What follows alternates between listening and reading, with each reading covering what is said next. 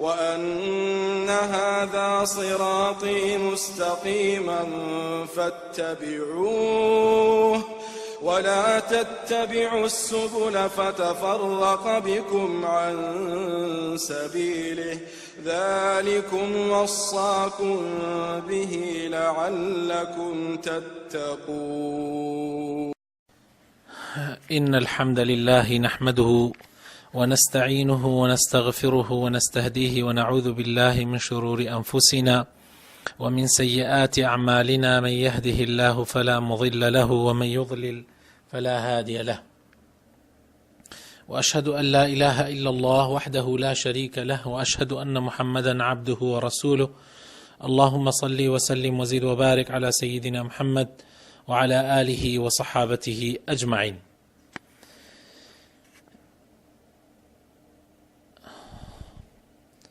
سڵاوی خواتان لەسەر بێ بیسەرانی خۆشەویست. پێخۆشحاڵم لە حەڵقەیەکی نوێی بەرنامەی ڕاستکردنەوەی چەمکەکان دێمەوە خزمەتی بەڕێستان بۆ ڕاستکردنەوەی بابەتێکی تر لەو بابەتانەی کە لە نێوانی مسلمانانە خلاف و جیاوازی، زانایانی ئیسلام خلاف و جیاوازیان تێدا هەبووە و مەسئلەکان مەسئلەیەکی ئیجتیهادیە، بەڵام بەداخەوە لە زمانێکی وەکو ئەمڕۆیە مەسئلەکان تەواو گەورە کراوەتەوە. لە هەندێک لە مزگەوتەکانە و لە شوێنەکانی ترا باس و خواست لەسەر ئەواکرێ کە ئەمە بیدعەیە و ئەوە بیدعە نییە، و مەسئلەکان زیاد لە حەد خۆی گەورە کراوەتەوە. جا من لە خزمەتی بەڕێستانە هەر حەڵقەیەک لەسەر بابەتێک لەو بابەتانە ئەچم و بەڵگەکان و ئارا و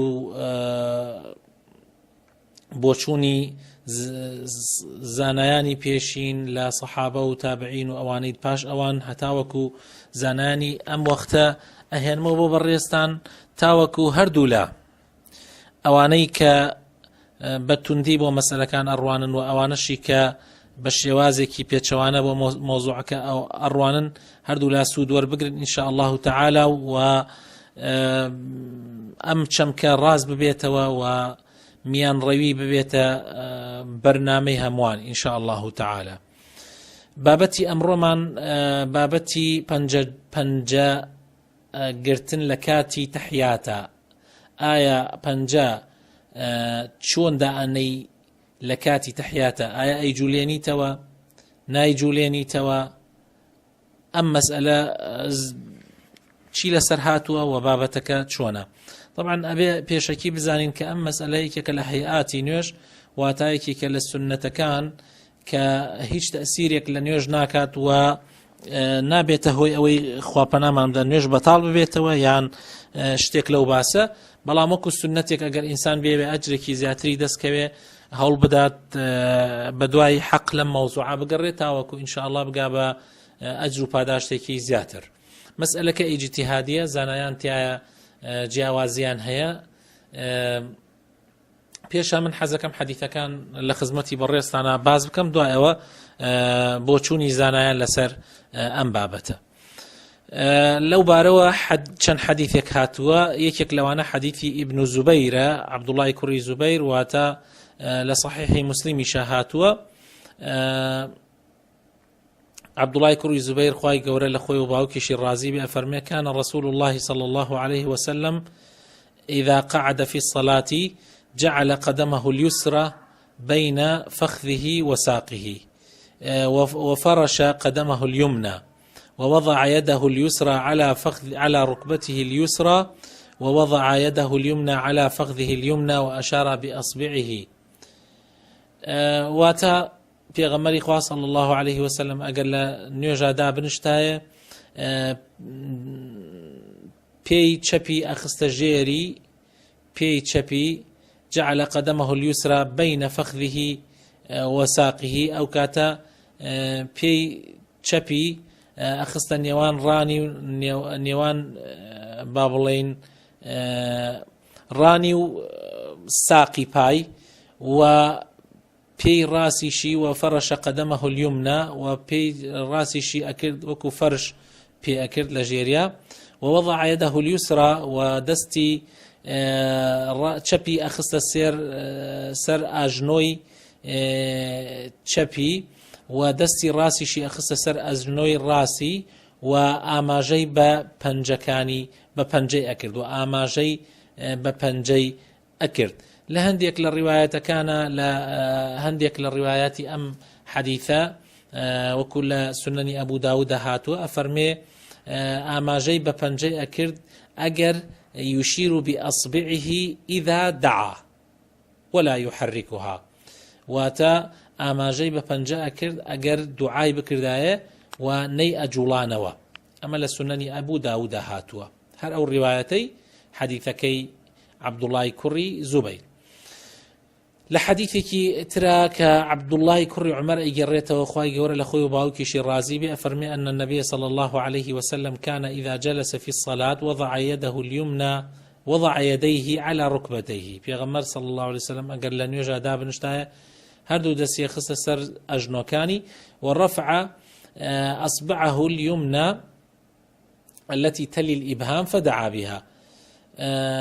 پەنجەی شایەتمانی کە لە پاش پەنجەی ئیمزاکردنی دەستی ڕاستی بەرز ئەکردەوە و دوعای پێ ئەکرد و يده اليسرى على ركبته باسطها عليها و دەستی چەپی ئەخستە سەر ئەژنۆی چەپی و بڵاوی ئەکردەوە یعنی درێژی ئەکرد بەبێ ئەوەی یعنی هیچی لێ بکە.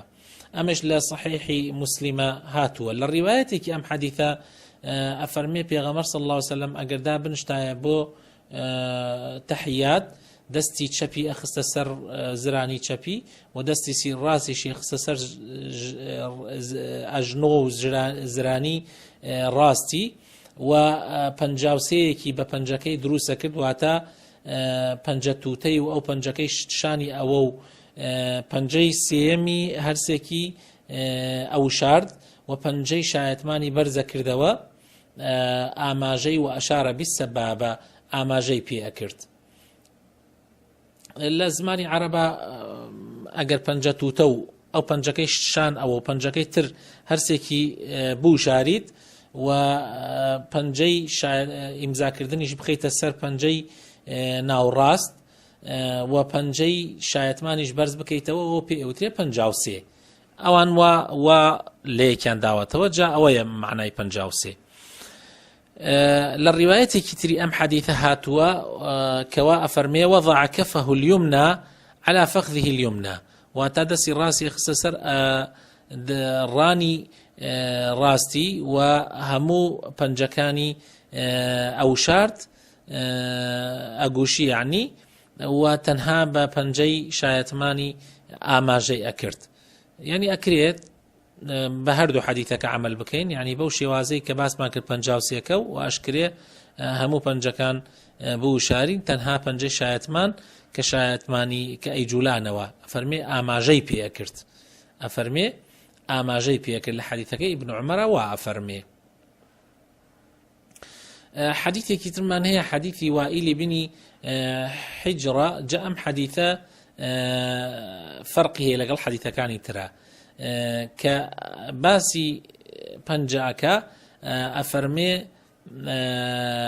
ثم حلق الوسطى بالإبهام وأشار بالسبابة ئەفەرمێ ئەمیش هەر لەوێ باس ئەوە کە ئەڵێ ئاماژەی ئەکرد بە پەنجەی شایەتمانی طبعا درێژی حەدیثەکە بە درێژی هاتووە حەدیثەکەی وائیل بەس من ئەلوێ ئاماژاکەم بەوەی کە ئەفەرمێ وأشار بالسبابة كأوي مبستي إيمي أمرو لم بابة إيما مسألة پنجية لكاتي تحياتا أفرمي وآماجي أكد بالسبابة الليلة لم حديثي وائل كالروايات بيهقية هاتوا وأفرمي حديثي حسنة وصحيحشة أفرمي بإسنادك صحيح باسي كردو وحديثك خوي إسنادك حسن الراسي لا يزوري لا زانا يعني علمي حديث ئەلەیرەیشە هەروەکو حەدیثەکانی پێشووە هیچ کێشەیەکی تیا نییە لەیرەشە هیچ کێشەیەکی تیا نییە بەڵام تەنها ئەوە نەبێ لە هەندێک لە ڕیوایاتی ئەم حەدیثە لە هەندێک لە ڕیوایەتەکانی ئەم حەدیثە ئەفەرمێ كان يحركها يدعو بها كان يحركها يدعو بها. ئەوەیە لەوەیە کێشەی دروست کردووە لە هەندێک لە ڕیوایەتەکانی هەم حەدیثەکەی وائل کە هەر ئیمامی بەیهەقی گەڕێتەوە ئەفەرمێ ثم رفع أصبعه فرأيته يحركها يدعو بها. ئەمەیە کێشە دروستەکە ئەفەرمێ پەنجەی بەرزە کردو ئەم بینی ئەی جوولانەوە و دوعای پێ کرد. ئەم حەدیثەش هەم ئیسنادەکەی حەسەنە. جا ئەمەیە کێشە دروستەکە لێرە ئەبینیت ئەفەرمێ ئەی جوولانەوە لە حەدیثەکەی پێشووتریش ئەوەی ئیبن زوبەیر ئەفەرمێ نەی ئەجوولانەوە. هەروەها ڕیوایەتی تریش هاتووە لەم بارەوە بۆ نمونە لەبارەی پەنجە جوولانەوە بۆ نمونە حەدیثێکی ئیبن عومەر هاتووە ئەفەرمێ تحريك الأصبع في الصلاة مذعرة للشيطان. أفرمي يعني پنج جولانه ولا نيوجا شيطان أترسيني. إمامي بيهقي أفرمي أم حديثة تنها للرقاي واقدية وهاتوه واقديش ضعيفة وللرواية كترة أفرمي لهي أشد على الشيطان من الحديد. يعني پنجا كاتيك أي جولاني توايا أي قريد لآسن قرستر لسر الشيطان. أمش هر يعني زانيان أفرمن سندكي ضعيفة يعني بمرفوعين هاتوا يعني بقعت بيغمر صلى الله عليه وسلم بمرفوعي ضعيفة بلام ديارة بموقفي صحيحة والله أعلم. أو أم حديثاني عرزم كردن لبابتي پنج جولانەوە ئەم حەدیثانە هاتووە بە کورتی و بە مختصری ئەتوانین بڵێین حەدیثەکان لەسەر دووشت کێشەکان لەسەر دووشت دروست بووە. ئەویش ئەوەیە لە هەندێک لە ڕیوایەتەکانی حەدیثەکەی ئیبن عومەرە هەندێک لە ڕیوایەتەکانی حەدیثەکەی عەبدوڵای کوڕی زوبەیرە ئەفەرمێ يشير بأصبعه إذا دعا ولا يحركها. وحديثكي وائل بن حجرش أفرمي رأيته يحركها يدعو بها. لواك يشد دروز بوا يعني زانيان لواك يشان بو دروز بوا آية أي جولينيتوا يا ناي جولينيتوا. جا ليرا جمهور علماء لسر أون كوا ناي جولينيتوا. جمهور علماء زوريني زانيان ألين پەنجە ناجوڵێنیتەوە بەڵکو ئاماژەی پێەکەی وەکو لە حەدیثە صحیحەکانە هاتووە لە ڕیوایەتە صحیحەکانە هاتووە ئیسا ئەو یحرکوهای حەدیثەکەی ئیبن زوبەیر و کە ئەڵێ لا یحرکوها و یحرکوهاگەی حەدیثەکەی وائل هەردیان لە ڕیوایەتە صحیحەکانیان نەهاتووە لە ڕاستیە هەردیان لە ڕیوایەتە زۆر ثابتەکەیان نهاتووە لە ڕیوایەتی کەیە هاتووە کەوابوو ئەوەی کە لە صحیحە هاتووە لە هەموو حەدیثەکانە ئەوەیە کە پێغەمبەر صلی الله علیه وسلم ئاماژەی بە پەنجە کردووە و دوعای کردووە. ئەم ئاماژەی بە پەنجە کردووە و دوعای کردووە مەذهبی جمهوری عولەما ئەڵێن ئەوەیە پەنجە لە کاتی شایەتمانە بەرز ئەکاتەوە و نایجوڵێنێتەوە. زۆربەی عولەما وا ئەڵێن كان يشير بأصبعه ولا يحركها آماجي بي أكاو نايجولينيتوا. بلام مالكي كان وكوملكي تر لعلماء ألين سنة بيجولينيتوا. ألين سنة بيجولينيتوا لبروي لحديثكي وائلي كري حجرة أفرمي كان يحركها يدعو بها. أما ليرا كيشي دروس كردو لنواني زانايانا جاء إمامي بيهقي هاتو هردو حديثكي كو كردوتوا. طبعا وكوتمان كومالي جمهوري زانيان ألين نايجولينيتوا تنها لكاتي شايد معنا نبي مالك كان ألين أي جولينيتوا وجولانوكش طبعا هنديك زانيان ترخلاف يعني هي آية جولانوي بازني بيت واتا دائري بجولينيتوا يا آوا لبانو بۆ خوار بیجوڵێنێتەوە. ئەمجا جوولانەوەکە هەندێک لە حەنابیلەکان ئەڵێن یعنی لە حەمبەلی مەزهەبەکان وەکو بۆ نمونە ئیبن عوثەیمین ئەیگەڕێتەوە ئەفەرمێ ئیبن عوثەیمین شتێک ئەفەرمێ من حەزەکەم عەرزی بەڕێستانی بکەم و بۆ بەڕێستان بیخوێنمەوە ئەڵێت بەس لە کاتی ئەوەی ئەو بە هینێزانێ فالراجح ما ذهب إليه الإمام أحمد من أنه يشير بها في تشهده كلها ئەفەرمێ ئیشارەی پێەکە لە هەموو تەشەهودەکەیە و ڕەئی وایە یعنی ابن عثيمين ئەوەی هەڵبژاردووە ئەڵێت حرەکە کات پێی لە کاتی دوعاکەیە وەکو بۆ نمونە حتى أفرمي فالإشارة بالإصبع هي رفعه تكون في كل جلسة وأما التحريك فلا يكون إلا في حال الدعاء تحريكك لكاتي دعاء كردنا أبي مثلا ربي اغفر لي أي جلينته وارحمني أي جلينته السلام عليك أيها النبي أي جلينته السلام علينا أي جولينيتوا اللهم صل على محمد أي جولينيتوا بلام أليد زور جولانوا أما تحريكها كما يفعل بعض الناس الذين يحركون دائما كأنهم يلعبون بأصابعهم أليد زور جولانوا أواني وهندك أي جولينو زور أي جولينوا أليد ياري بپنجانا كان فهذا ليس من السنة ابن عثيمين أفرمي أما السنة نية إنما يحرك الإنسان إصبعه يدعو به الله تنها دعاي بيكات يعني لكات دعاء كان برزكاته بهواشي أما هروها ابن عثيمين فرمي أما تحريكها سواء يحركها بتدوير أو بغير تدوير دائما فهذا من العبث الذي تنزه الصلاة عنه الله أما زور بجولينته بدائريا بملا وبولايا أما شتيكي خرابه كنابي لن يوجا هبه شتێکی خراپە و نابێت لە نوێژە هەبێت کەوابوو کۆمەڵێک لە زانایان ڕەیان وایە پەنجە بجولێتەوە بەڵام جوولانەوەکە زۆر نەبێت و تەنها لە کاتی دوعاکردنەکەیە بێ کۆمەڵێکی تریش هەیە لە زانایان ئەڵێن جوولانەوەکە زۆر بێ یعنی ئەی جوولێنێتەوە زۆر بەڵام نەک لە ئاوا لەبانەوە بۆ خوار وەکو ئەلبانی ڕەحمەتی خوای لێ بێ ڕەئی وایە ئەڵێ ئیمامی ئەحمەد لە روايتك الإمام أحمد جراوته كشديدا بأو حركة أميش للراسية هيج بلغيكي لسرني لحديثات شنك تبلي إمام أحمد وايوتوا إمام أحمد نابي ببلغي إمام بدوي حديثة أقري هيج بلغيكي لسرني كبزور سريعي بجوليني توا وكو ابن عثيمين أفرمي أو وكو ياري كردن وكو ياري كردن بنوێژ بە پەنجە بەڕاستی ئەوەش خراپە و شتێکی باش نییە کەوابوو ئەوەی کە هەیە لەسەر لە مەوزوعەکانە ئەوەی کە ئەتوانین بە کورتی مختصری وەری بگرین ئەوەیە کە دوو حەدیثمان هەیە لەو بارەوە دوو ڕیوایەت حەدیثی يعني دوو ڕیوایەت کە ئیشکالی دروست کردووە ئەنا ڕیوایەتی زۆرمان باس کرد ئێمە لە ئەوڵەوە بەڵام دوو ڕیوایەت ئیشکالی دروست کردووە لە نێوانی زانایانە ڕیوایەتەکەی ئیبن زوبەیر کە ئەڵێ نایجوڵێنێتەوە وەڕی پەنجە بەس ئیشارەی پێەکە ئاماژەی پێەکە و ڕیوایەتەکەی